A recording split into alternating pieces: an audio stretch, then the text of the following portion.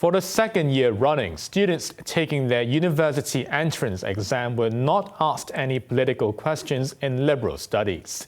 That came as a relief to teachers who felt that students might not be ready because COVID resulted in fewer face-to-face classes ahead of the Diploma of Secondary Education exam. Macy Mock reports. It was a testing day for about 44,000 students as they wrestled with questions in the liberal studies exam that lasted over 3 hours. Which question is the most challenging? I think it's the Olympic one. I don't watch the Olympic much. I think this paper not quite challenging, but there's a lot of points you have to think about. You have to study really hard for it.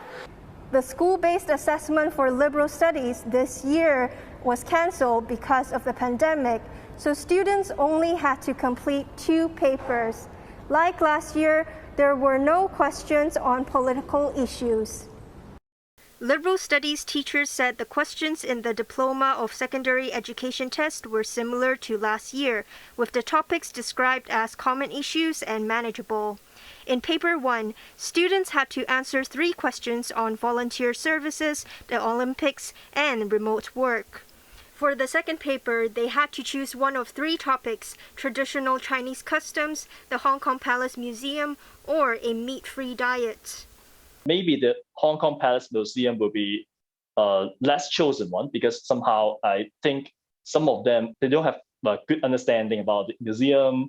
I don't think any one of these 6 questions contain any kind of controversial debate that we have experienced in the past 10 years in the history of liberal studies examination.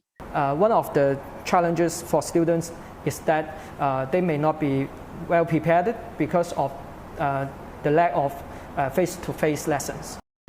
This is the penultimate year that liberal studies is included in the DSE exam before it is replaced by a new subject, citizenship and social development. Macy Mock, HKIBC.